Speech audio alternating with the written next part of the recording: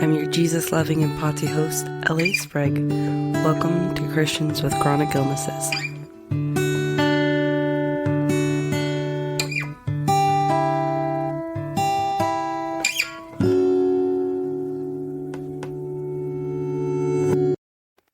I'm warning you now, you're about to see a cringy, newlywed Christian couple. You have been warned. Enjoy. And they arguably cuddle too much in public and on video. So, watch your own risk. Enjoy. Oh, I'm hungry. I haven't eaten since I ate breakfast pizza. That's probably why I'm grumpy. Hey, everybody. Hello. Welcome to Christians with Chronic Illnesses. I'm eating pepperoni. And I'm L.A. Sprague, your host. Today, I'm joined by my fabulous husband, Paul Trumba. Hello. Anyway, if you stay till the end of the episode, y'all are going to hear some crunching because I need to eat. Okay? Sorry about that. Anyway, if you stay till the end of the episode, you're going to hear a little trailer about a book, and it's his book, and it's a good book. Oh, no, there's one every week. They hear it every week. Yeah. Anyway, it's a good book. It's really fun. So today I'm interviewing my husband, and I'm happy you're here. How are you doing, by the way? Genuinely. You want to know, when you want to know how they're doing if they were right here, Paul? I mean, yeah, if they were right here. Yeah.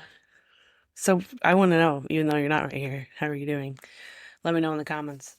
Or email us at cwcipodcast@gmail.com. Anyway, okay, so we're going to get to the episode. I'm just interviewing my husband, so you can see a little bit into the life of a chronically ill girly and her lover. First question, what was your first impression of me? I thought you were very outgoing and the absolute opposite of a homebody. Like, just constantly moving around, like super talkative and building tons of relationships. And I just thought you were a cool person. Just a massive extrovert. Yeah, massive extrovert. That's cute. Like, I'm not a very talkative, well, you would say I'm a talkative person. He's very talkative. I love it. I love hearing your thoughts. I'm also a massive introvert, so you'll probably... And you are a homebody. Yeah. But you've kind of become one more over time. Definitely. I am now. Yeah. 100%. I think it's healthier for you. Oh, yeah, maybe. I hope so. What was your first impression of me? You know the answer, don't you? Yeah, I do. So, first, I thought he was super hot.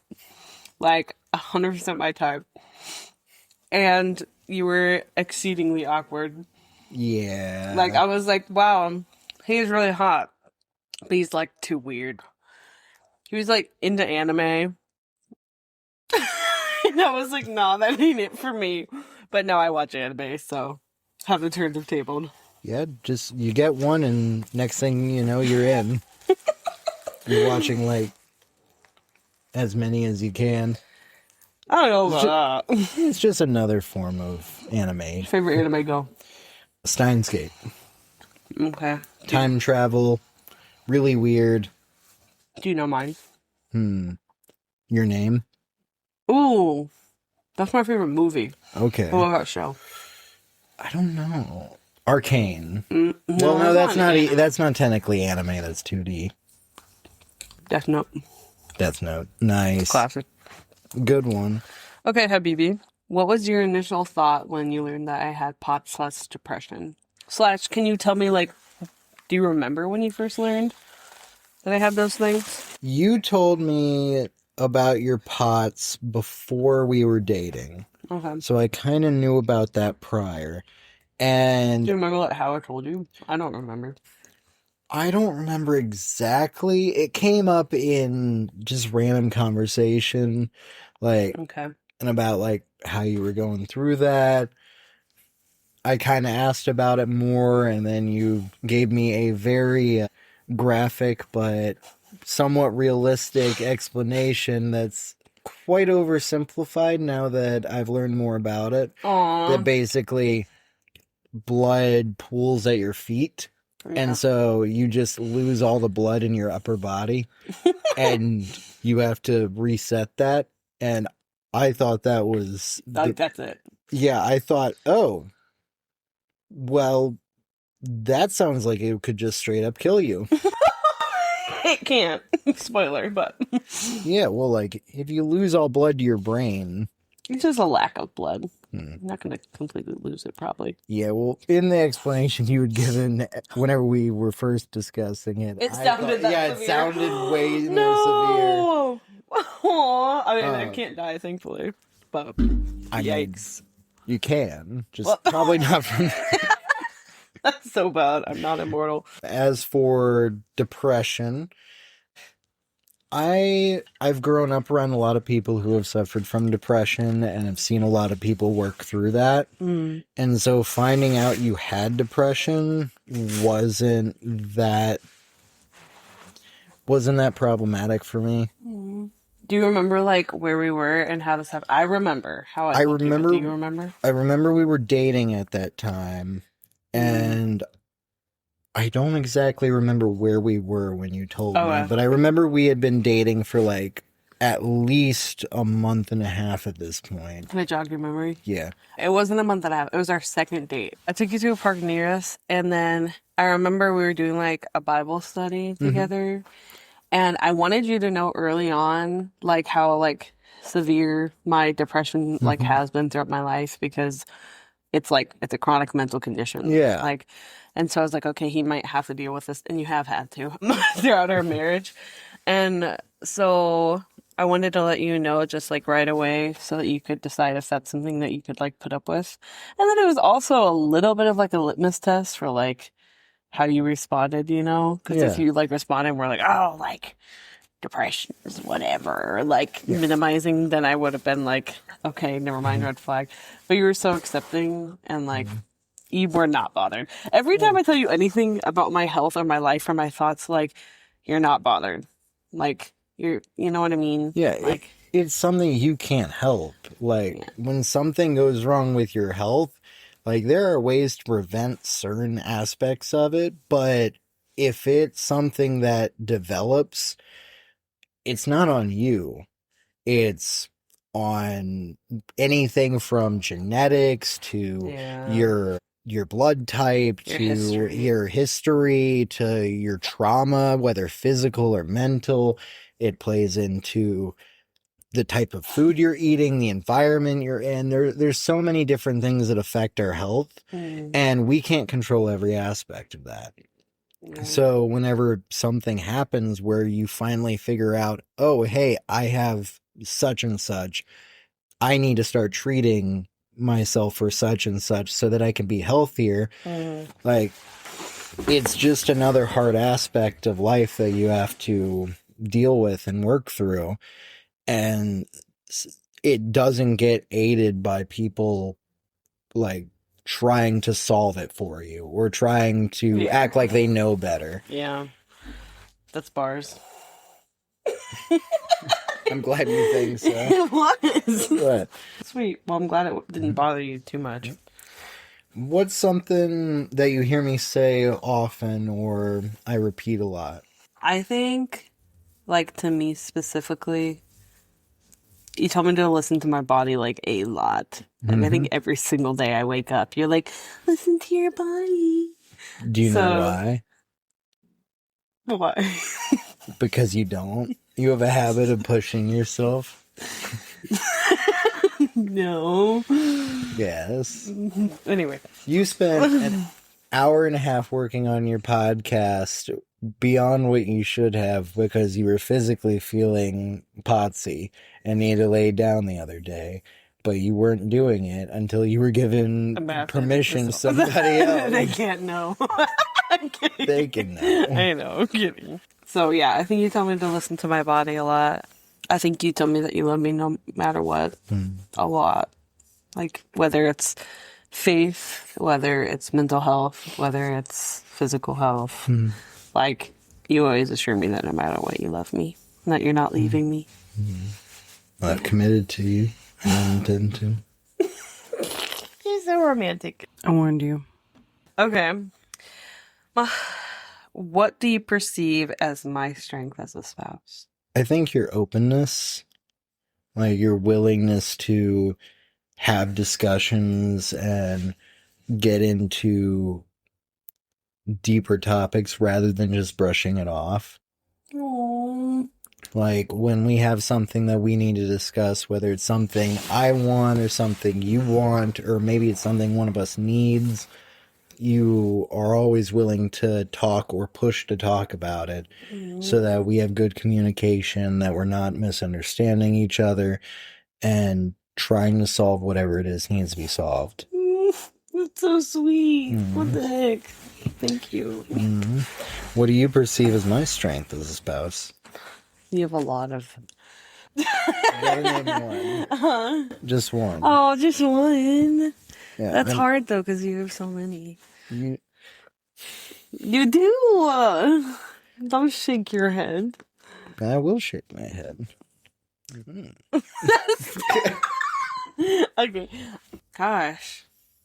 You're, like, exceedingly loyal. Like,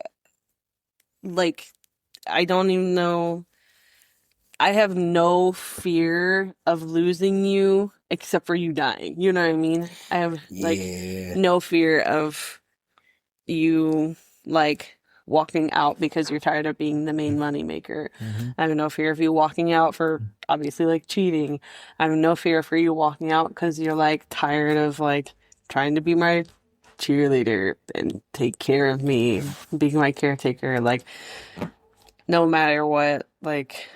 And even you've seen me go through and still are in, like, deep, deep bouts of, like, deconstruction and depression. And, like, no matter what, you're, like, just stable. Like, you're really just chose, like, not, like, I'm staying right here. So I think you're very loyal. Thank you. No matter what. Yeah. That said, with the whole dying thing, you've probably been scared that I am gonna do something stupid that leads to my death quite a few times. Am I wrong?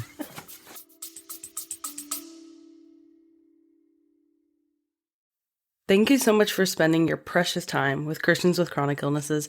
Your support means more to us than we can even describe. If you have a desire to donate or join a subscription for Christians with chronic illnesses, please see links in the show notes below. I don't know about that. I think I more so get scared every time you get, like, super sick over, like, stress. I think that's more so what scares me. Yeah, I gotta look into that. Yeah.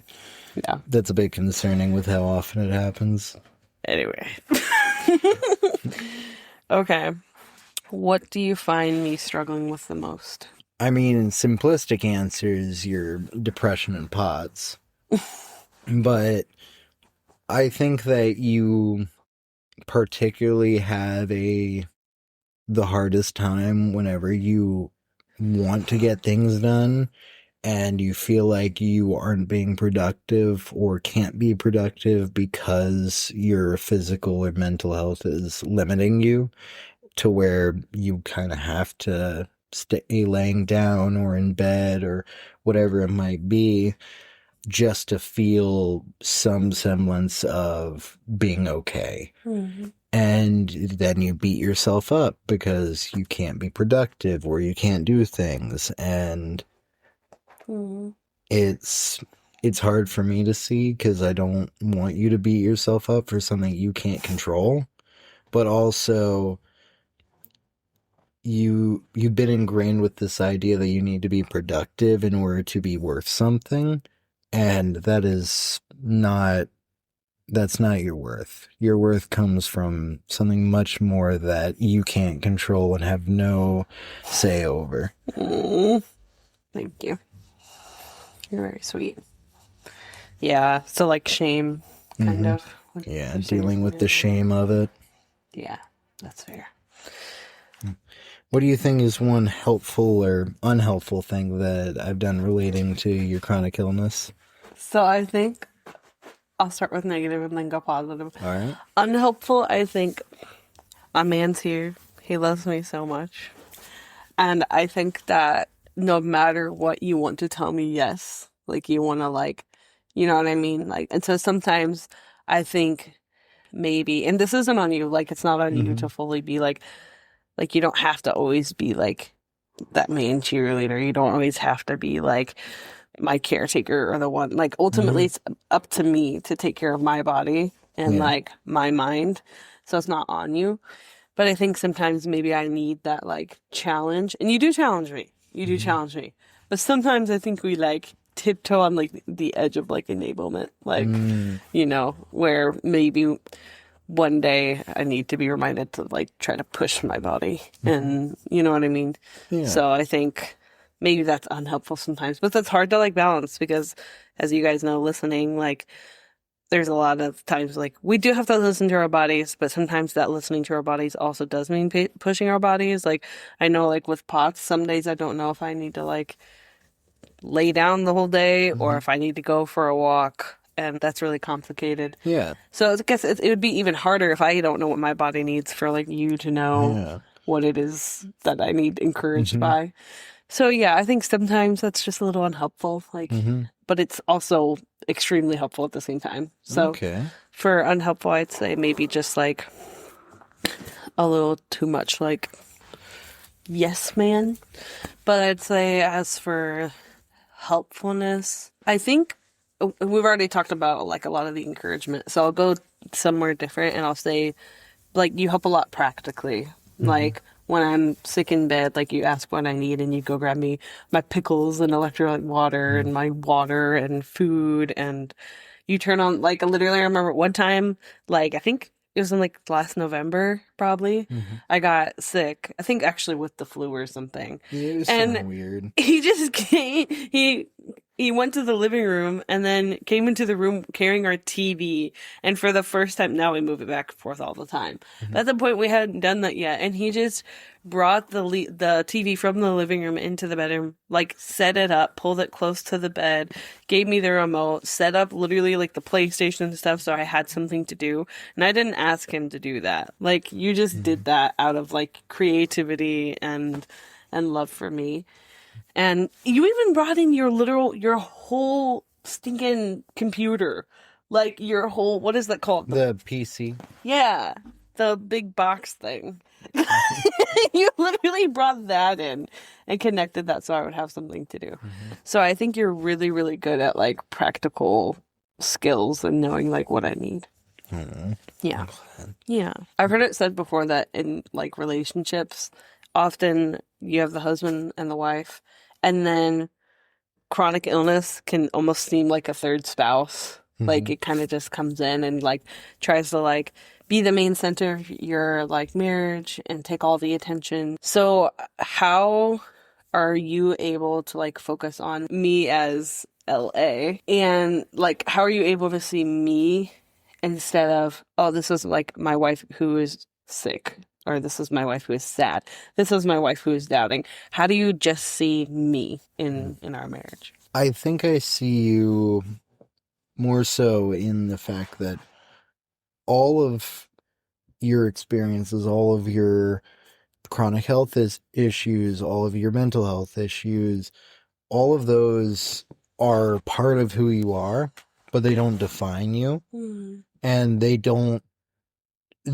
may dictate some portion of your life. You have to adjust to it, but they don't dictate who you are as a person. And I know who you are. I've been trying to know you more and more as we grow in our marriage, because I think that's a huge part of it. If we're not striving to know more about each other, then we're not even trying in the marriage. But in addition to that, I can adjust around your chronic health and mental health issues without any sweat off my back. Aww. There's nothing that is going on that's too much. Like, maybe some stuff goes and conflicts with our scheduling, and we have to work around that. Maybe from time to time, like we have to cancel plans that we were going to do. But ultimately, you're the same person. You're the same person I married, whether you're sick or healthy, or whether you're depressed, or whether you're happy as can be, whether you're hungry, or whether you're Grumpy. whether you're full. Like, you're the same person in all of those. And I want to interact with you and know more about you, and so I'll meet you where you're at. Like, Christ meets us where we're at. The least I can do is meet you where you're at. Now, that said, for you, how do you see me through all of that? Through all of the chronic health and mental health, or heck, whenever I'm going through something on my own. Aw, yeah. I think what's helpful is, like, when we do things that don't have anything to do with our problems. Like, it's obviously, like you talked about earlier, like, you know, I'm a stickler in having, like, serious conversations. And when I have something to talk to you about, I, like, can't hold it back. Yep. Like, that's good and bad. But it's like, I think it's helpful when we, like, get out of the house and we, like, go on a walk, or we go to Chicago and visit the city, or I don't know, like, I think that's helpful, like, or just discussing different things that don't have to do with us personally. Yeah. I know that sometimes we have tension in our theology just because we disagree on a lot. We love each other despite disagreeing on theology. It's okay to disagree on theology. In fact, nobody is going to agree 100% on everything. Heck, even the apostles didn't. Yeah. So sometimes I talk about theology. I often kind of zone out just because trauma in the past from theology stuff, and in the present. But nonetheless, whether we're talking about theology, whether we're trying new food, you know what I mean? Like, it's just, or like I said, going on a walk.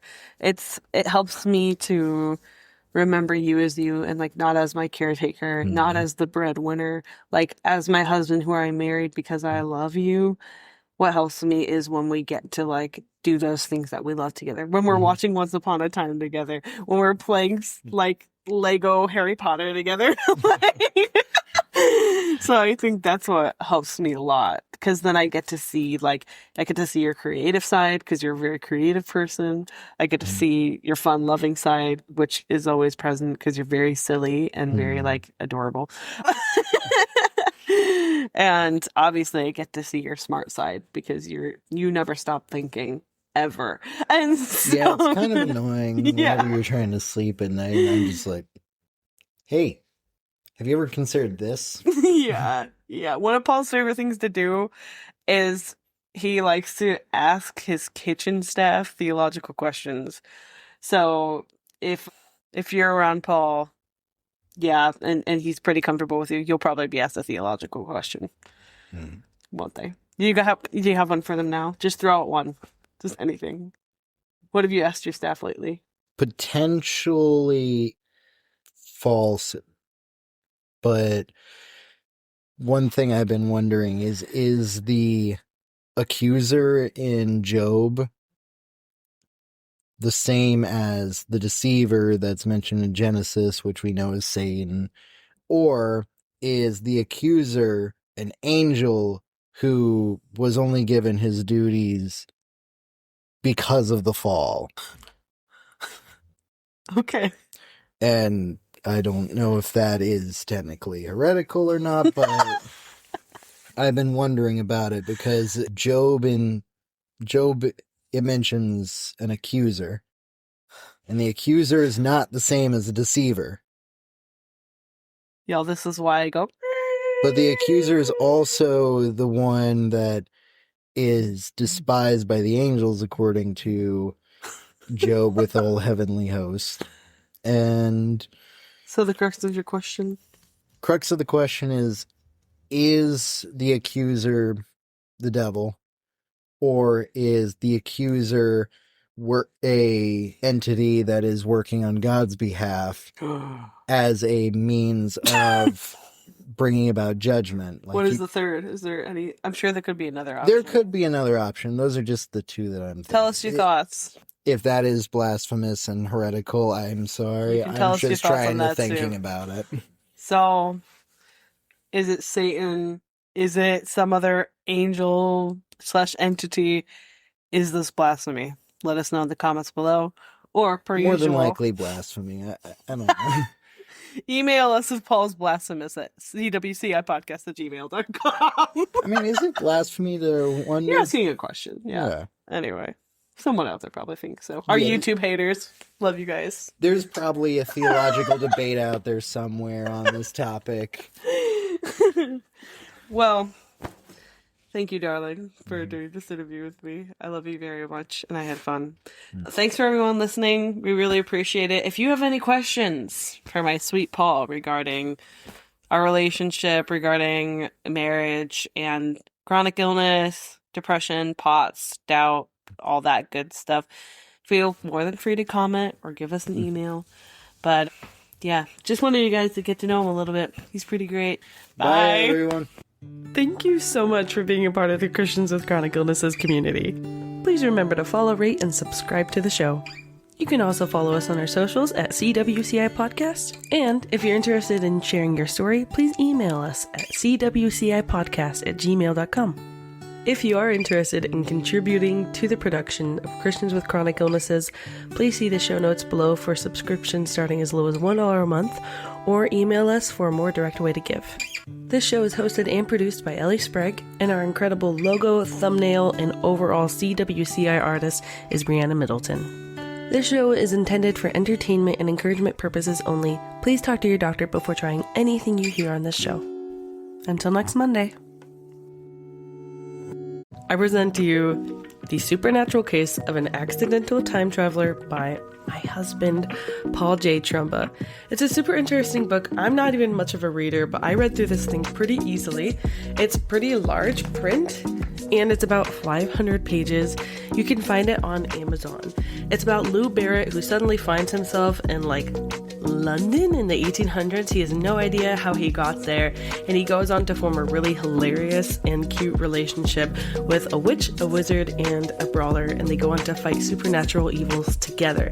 I highly recommend. It's definitely for mature readers, but it's a really good book, and you can find it on Amazon. Again, that's The Supernatural Case of an Accidental Time Traveler by Paul J. Trumba.